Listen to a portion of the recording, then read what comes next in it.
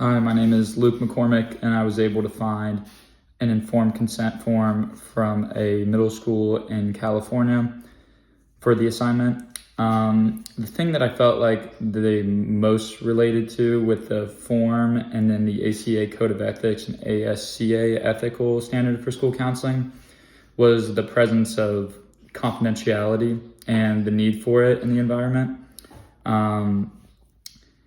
Tariq and Hackert 2018 state the following in regards to confidentiality, and it is ensuring the security and privacy and protection of patients' healthcare data is critical for healthcare personnel and institutions. So it makes sense why all three of these things would have a very heavy standard for confidentiality and its importance. The things that I felt deferred between the three documents and my personal state, Ohio's qualifications for these things were there was not a clear section for beneficence, and that was, it might have been like kind of stated in the text, but there wasn't like, the main thing was confidentiality. And there was also on the form, obviously because it's a form to fill out, there was a section in the form that was for a guardian or, if they were of age, 18, for them to fill out and sign in order to give consent for the counseling or the whatever service was being provided by the counselor. So those were the main things that I thought were noticeably different. But ultimately, I still think that they're all very connected because,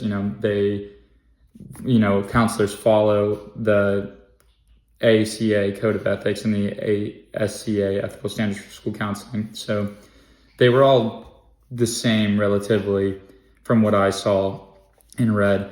I thought that obviously my mother's a school counselor, so, she has spoken about confidentiality, like she can't even come home and talk about anything that she personally did with a student at any point. So I obviously knew going in that confidentiality would be a big thing, for school counseling. But I guess just seeing it reiterated so much throughout every document that we deal with is, really reinstates its purpose and its importance.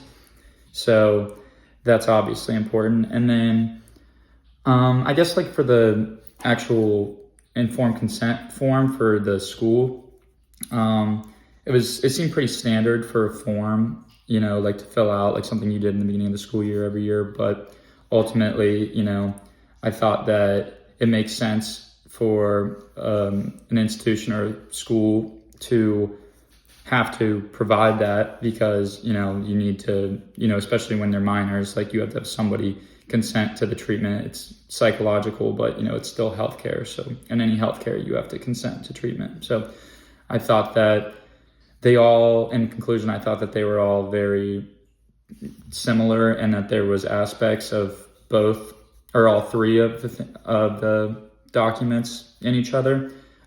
Just the informed consent form was a little bit more loosely, like it was just confidentiality, stating that this information that your child shares or anything provided for them will not be shared anywhere else. So I thought it was just the insurance for whoever's receiving the treatment. So yeah, it all was connected heavily though, very few discrepancies. Thank you.